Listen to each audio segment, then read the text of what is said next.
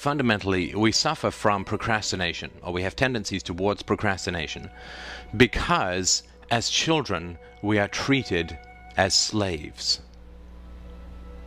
Because as children, we are treated as slaves. And let me explain sort of what I mean by that, and we'll see if we can't make a little bit of sense out of it. When we're children, we are simply told what to do. We are ordered around, we are managed, we are ordered to perform certain chores, to obey, to sit still, to do our homework. We're just ordered what to do, and we're not consulted in any way, shape, or form. And we get little sort of inconsequential consults like, would you like hot dogs or hamburgers for dinner? But our preferences, our foundational, fundamental preferences are not consulted when we're children. So when I say that our preferences or our feelings were not consulted when we were children, what I mean is that your local pizza parlor will sort of ask you from time to time, if you've ever been part of one of these surveys, you know what I mean. It'll ask you from time to time and say, what kind of pizza do you like? How soon do you want it? What kind of toppings do you want? All of this kind of market research is done in order to try and tailor the pizza experience to your particular preferences or tastes. And this also occurs with children. So if you are a toy manufacturer, you do massive amounts of play testing with children. You do massive amounts of research to figure out what the children like, what the children want, so that you can tailor toys that will work for them. You don't just sit there to the children and say, you will like and play with these toys, damn it. So when we want to interact with people in a positive way, we ask them what they want, we negotiate with them. I mean, when the pizza parlor says, what do you want? And the recipients say, I want all the pizza I could ever eat for free. Well, they say, well, we can't do that, right? We can't do that. It's a negotiation based on reality. It's not just a top-down ordering. But there's mutual consultation that's involved.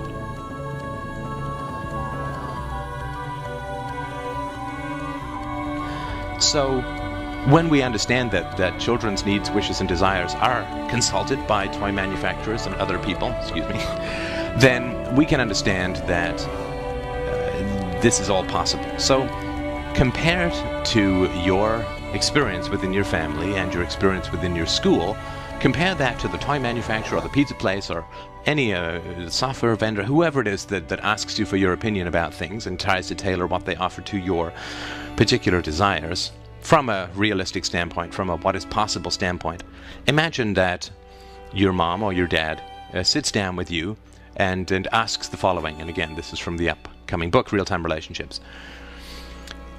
Sits down across with you and says, listen, I wanted to get your feedback on my parenting. I wanted to know what is working for you in my parenting and what is not working for you, what you like and what you don't like, what you find productive, what you find not productive, what you find useful, what you find frustrating or irritating. So obviously I tell you not to eat the third candy bar. Do you generally understand, even if you don't like it in the moment, do you generally understand later why I say that, or are you just kind of obeying orders?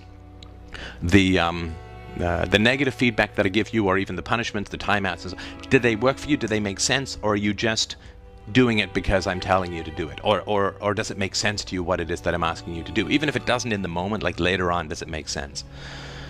Is there any way that I could improve your experience of being my child? Is there any way that I could become a better parent for you? And what I mean by that is, if you could imagine the best conceivable possible parent for you, what would that look like? If you could choose any parent in the world, would you choose me or would you choose someone else? If you would choose someone else, why? Help me understand how I could improve my parenting and improve your experience of being my child.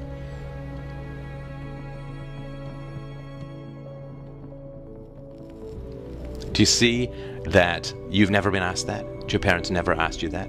Do you see how we consult our customers on toys and pizzas and software and airline flights and all these sorts of things? We consult other adults, children, and so on their preferences in this area. But we do not consult our own children, or as children we are not consulted by our parents on how the family experience can be improved. This can happen with adult parents as well. Your adult parents can say to you, How do you feel when I call? Do you feel like we're having a good relationship? Is there anything that I could do to improve the relationship? Is there anything that you want that I'm not providing, or that I am providing that you don't want? And that kind of honest feedback. We consult people on pizza. We don't consult people on parenting. That's very sad. And this has a lot to do with procrastination, as I'll get to shortly. If we look at something like your education as well. You went to school, let's say you went to public school like the majority of people did, and when your did your teacher ever sit down with you and say, listen, is there any way that my teaching could be improved for you? When I teach you, do you feel like I'm just asking you to do things and you don't know why? Or does it make sense to you? Am I awakening a desire for and joy in knowledge in you, or are you just kind of going through the motions because you've got to do it, right? Is there any way that my teaching, that my class, that the structure, that the topics, that the approaches, could it be improved in any way, shape, or form to make your learning experience more enjoyable?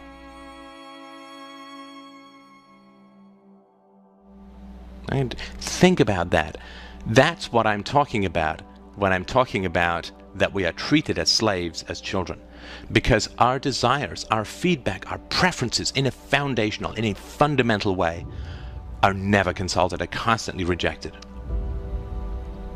And if you understand that you never had that conversation with your parents, and that you never had that conversation with your teacher, you can understand just how little your needs, your preferences, your desires were taken into account. And when you think about it, when you really think about it, that's astounding. That's astounding that we would apply that kind of objective feedback and request for information for every conceivable service except for the most important ones, which are parenting and education for children.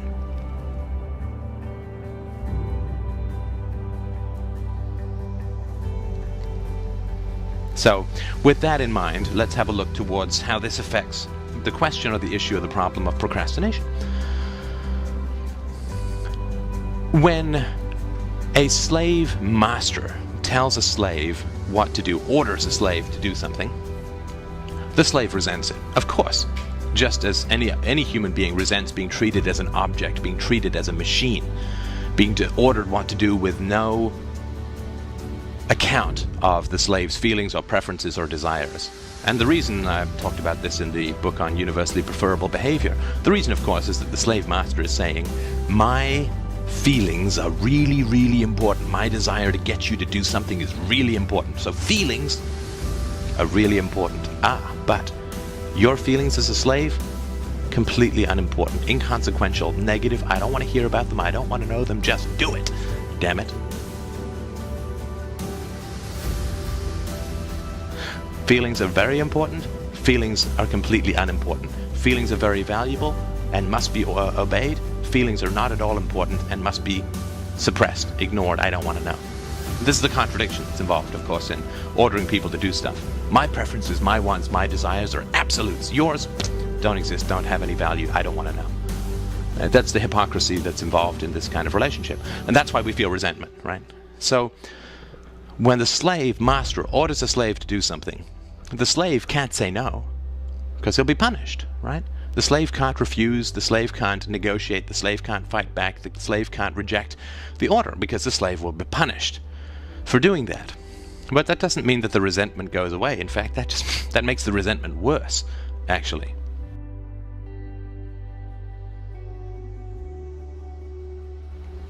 So what recourse, what option does the slave have when the slave is ordered to do something?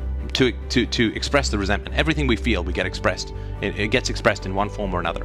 Everything we feel, all of our experiences get expressed in one form or another, whether we like it or not. That's why it's so important to make these things conscious, so we have some control over our reactions, can manage them more productively.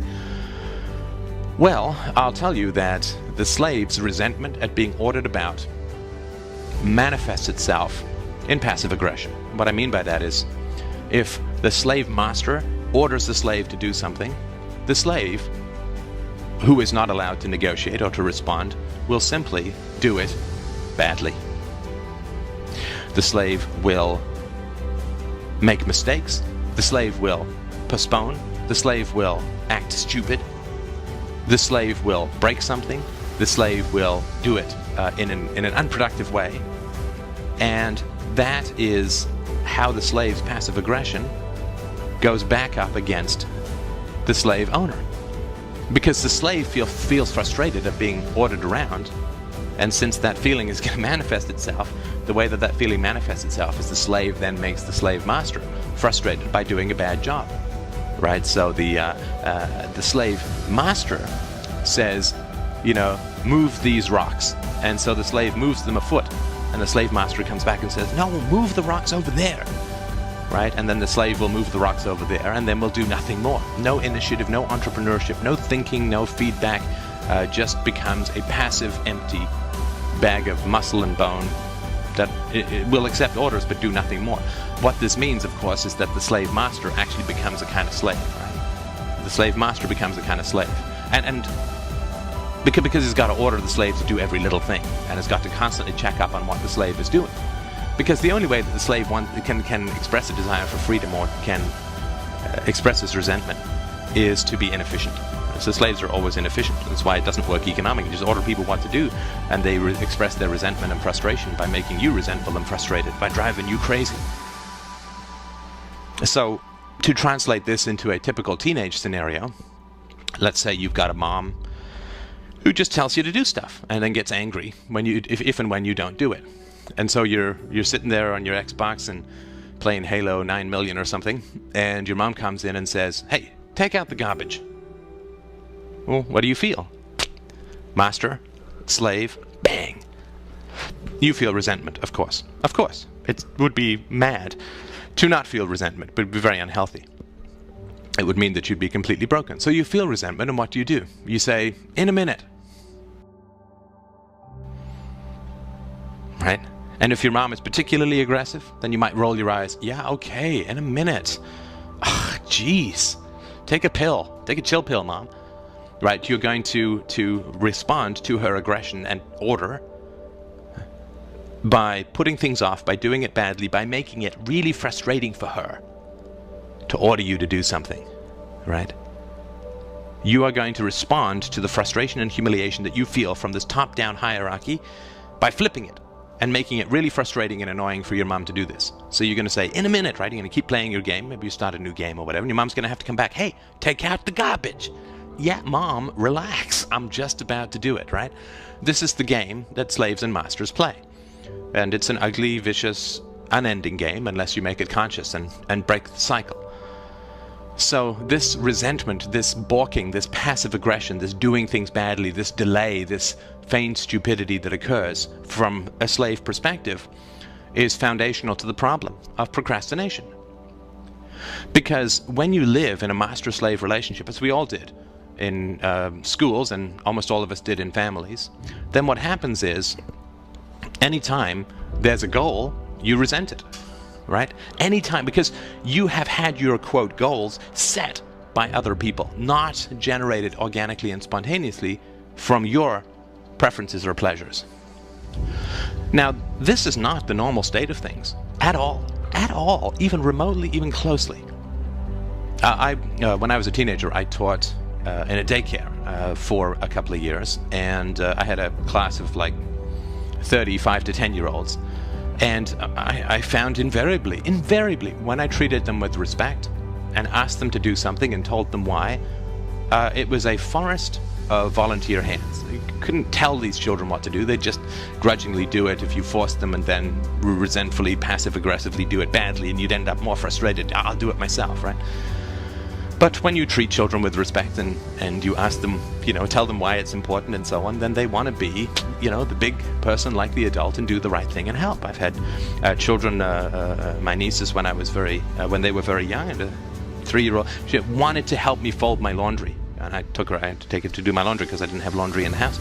She wanted to. She got irritated if I didn't let her help. Our default position as children is to want to help, to want to contribute, to want to do things.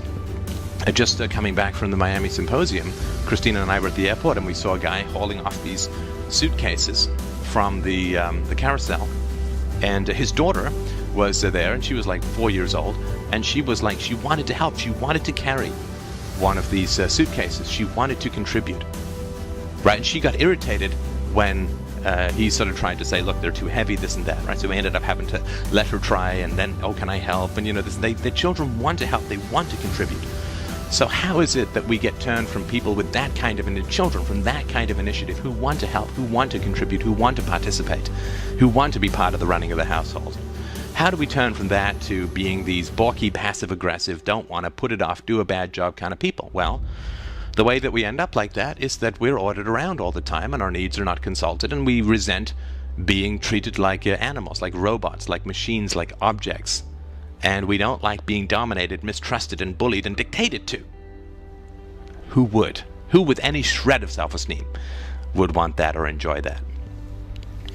So the reason that we end up with procrastination is that every to-do feels like an order that we want to put off, that we want to passive-aggressively resist.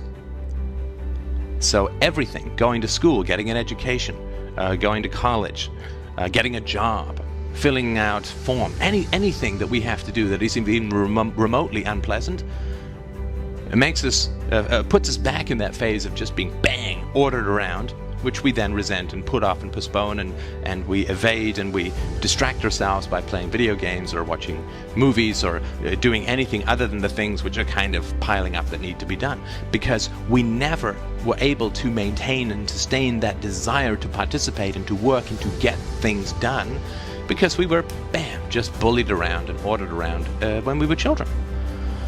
Now, this doesn't just occur in the parent-child relationship, of course, or in the teacher-student relationship, but it occurs very strongly, of course, in marital relations or boyfriend-girlfriend relations. So we see this kind of stuff all the time, where the husband's sitting there wanting to relax or something, and the wife comes in. It could be the reverse. I'm just going with the stereotype. And the wife comes in and says, I thought I told you to do the dishes, and is aggressive or hostile. And the husband is like, yeah, in a sec, right? And then the wife is, feels stymied, paralyzed, frustrated, wants the dishes to get done, doesn't want to do them herself because she doesn't want to reinforce him not doing the dishes, but at the same time she doesn't want to push it because it'll end up in a fight, right? So he feels attacked and diminished. So by saying in a minute and then mocking or attacking her for if she raises the stakes and becomes more stressed, he's simply reinfecting her with what he feels infected by through her diminishment of him, through her attack and through her negativity, right? Because the moment we own somebody else's initiative, we turn them into a slave. The moment we say, hey, you should want to do this, you better do that, you got to do this, you got to do that, then we're substituting our bullying with the implicit punishment that involves, our bullying for their initiative. Just turns them into a slave. It means that they will do it badly, they won't want to do it, we'll constantly have to remind them, we will get ever-escalating frustration, and controlling other human beings just doesn't work. It just doesn't work. It just doesn't work. I mean, unless you got a gun, right? The government, right? So the husband will eventually get up, fine, and I'll go and do the dishes, and he'll do with loud sighs and unpleasant noises, and maybe he'll drop a dish, or maybe he'll just do it badly, so she's got to come and check the dishes to make sure that they're clean, and she'll hand them back to him, and he'll, right? This is just doing the goddamn dishes, people. And this is the kind of fight and control and humiliation and passive aggression and resentment that these simple actions can generate. Why? Because we're raised as slaves. Because our initial desire to participate and contribute to the family is crushed and snuffed out by being bullied and ordered around without any requests or preferences, right? Or those false preferences, like, would you like to do the dishes or take out the garbage? Whenever you order people to do something, you're automatically assuming that they're lazy and dishonest and that they won't want to do it. And you say, well, I have to order him to do the dishes because he won't get up and do the dishes, right? It's like, I would say that he doesn't want to get up and do the dishes because he was ordered around by his parents, and now you're ordering him around. You haven't solved anything, and does not produce a happy and harmonious and contented relationship. So that having been said, we sort of get that master-slave thing that we end up with procrastination, tendencies towards procrastination because we're just ordered around when we're children and told what to do. How do we break that cycle? Well, I'll just spend a few minutes on it. I don't want to make this too long. I just spend a few minutes on it, and if you're really curious, just let me know, and I'll go into it in more detail. But there's a great secret, of course, to life, which completely deflates the tensions that we have around procrastination. Would you like me to tell you? Shall I whisper to you? It's a great secret. It's a wonderful secret about life. And when you get this secret, you will absolutely start unraveling the whole Gordian knot of procrastination and other difficulties that you have within your life. Okay, let's come in a little close for this one, because it's very important. The great secret of life, the way to unravel and undo procrastination, my friends, is this. It's very simple. The great secret is you don't got to do squat. You don't have to do anything. You don't have to do anything at all. You don't have to get out of bed in the morning. You don't have to eat. You don't have to go to bed at night. You don't have to wear clothing. You don't have to shower. You don't have to get an education. You don't have to get a job. You don't have to do anything. I mean, you're bound by gravity. That's not much of a choice. And if you don't do things, negative consequences may occur, but so what? You don't have to go to the dentist. Maybe you'll get gingivitis, and maybe you'll lose some teeth, but you don't have to go to the dentist. You don't have to fill out forms. You don't have to get a new driver's license. You don't have to do your dishes. You don't have to pay your rent. You don't have to go to school. You don't have to do any of it. Any of it. There's no have to anywhere in the universe of any kind. Not a single shred of a must or have to anywhere. You don't have to be nice to your wife. You don't have to be married. You don't have to take care of your children. You don't have to do anything. Isn't that nice? There is no master after you leave home. There's no, I mean, even with this, you don't have to do what your parents say. It's just that they'll get mad and they'll punish you and whatever. Right? But you don't have to do anything. You don't have to do anything. I get up every morning and I say, well, what do I want to do?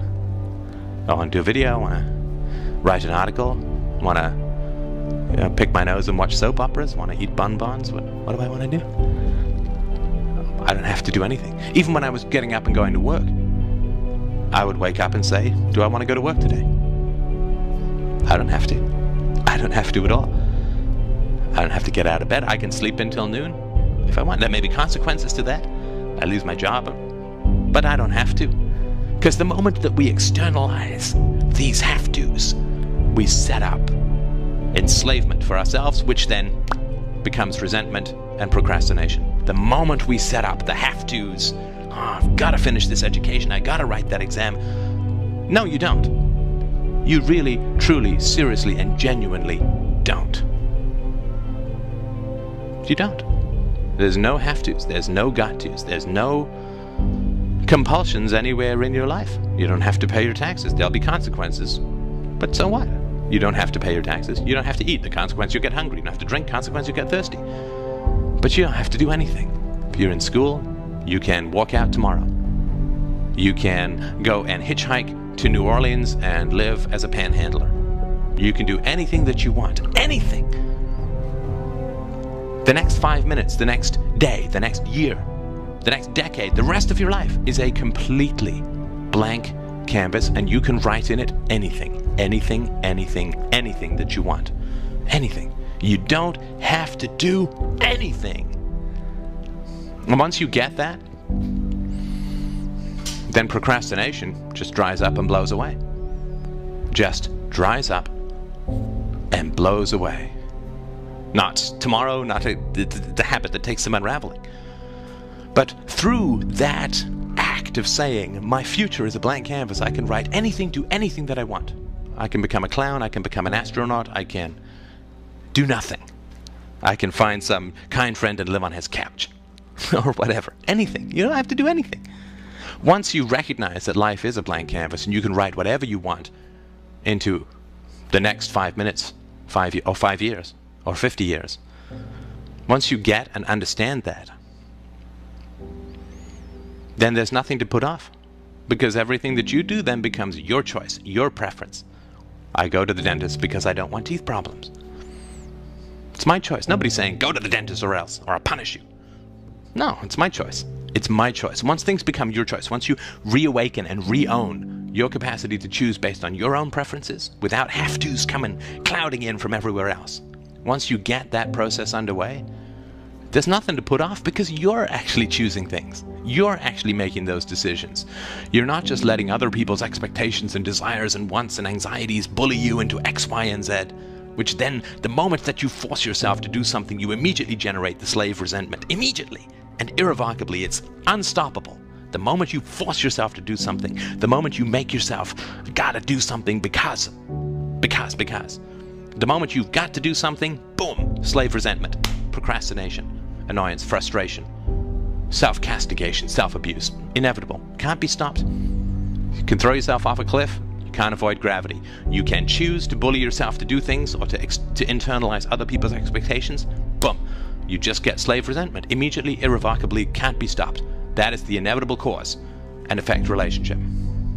So if you want to deal with the problem of procrastination,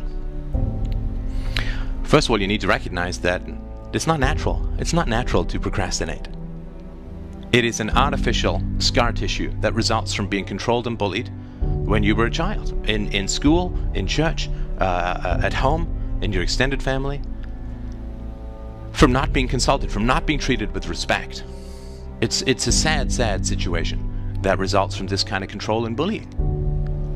So if you understand that procrastination is a slave, passive-aggressive response to being ordered around, and you're an adult, then it's very simple.